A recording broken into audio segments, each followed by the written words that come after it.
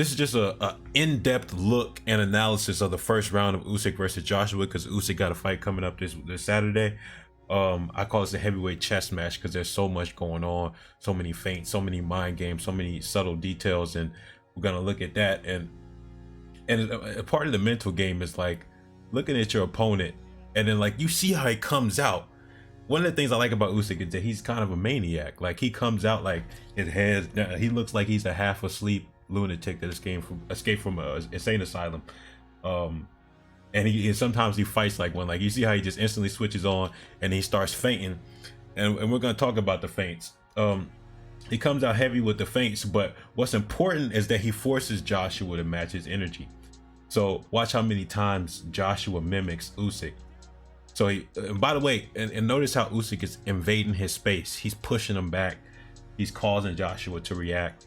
And then you see Joshua is now starting to do the same type of slip feints as Usyk. Maybe that was a part of the game plan coming in, but regardless, you'll see that Usyk's leading the dance in terms of he acts and then Joshua acts, and he's always initiating everything. And now Joshua's trying to reclaim some of that real estate. You see how he steps in, and then as soon as he steps in, Usyk kind of moves back and lines him up. You'll notice that Usyk and Loma, they do a great job of taking that outside foot position, meaning that they line that back shoulder up with their opponent's face.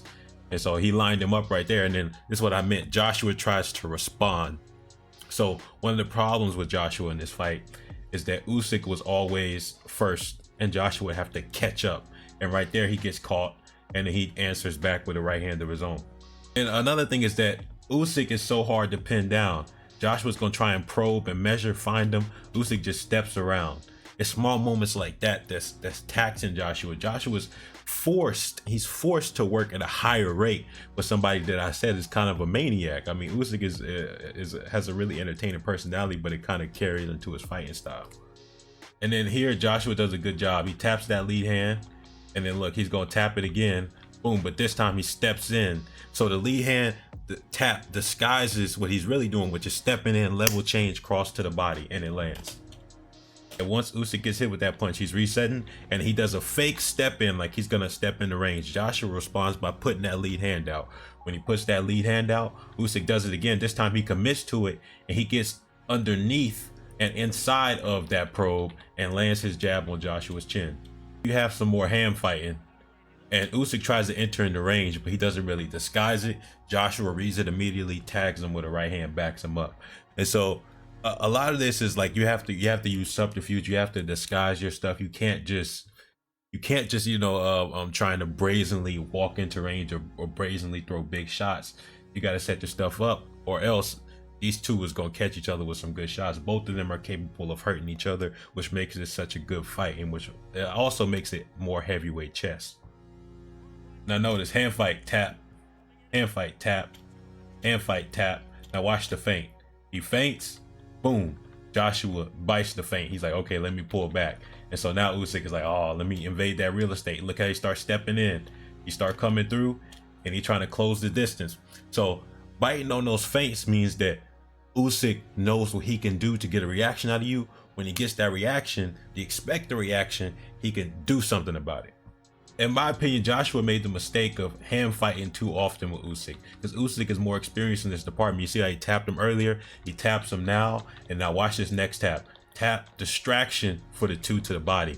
Usyk kind of did what Joshua did earlier. You always hear talk about angles in boxing, and that's mostly related to footwork. And this is a perfect example of how Usyk is gonna be feinting and moving, getting reactions out of Joshua.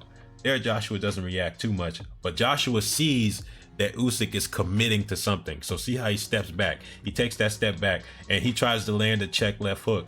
But notice how he's basically planted. He's stationary. He didn't move his feet really. He stepped back, but he was still basically in the same position he was, just a little bit further back. Usyk, on the other hand, steps around. If you see this foot over here, he steps around that outside foot, lining up that back shoulder. So Joshua's shot grazes Usyk, while Usyk's shot lands clean on Joshua's chin, just because that slight adjustment in the feet from Usyk and no adjustment from Joshua. On top of that, Usyk moved his head a little bit off the center line. Another example of invading space. Usyk throws the jab. It lands slightly. It's not heavy, but notice what he does when he's landing the jab. He steps around that outside foot again. So he's already deep. Pause. But the jab is less important, more so than the fact that he stepped around again. This outside foot position down here that's hard to see, but the implications are clear. He's already closed the distance heavily on Joshua. So when Joshua's trying to pull back, he doesn't have the real estate to escape from this shot. That's invading space, right? He's taking away opportunities to escape, and Joshua can't really do much in that situation to escape that shot. Hopefully I can release another one tonight or tomorrow and cover some more rounds from this fight, and then we're gonna talk about Usyk Saturday. So immortality serum out.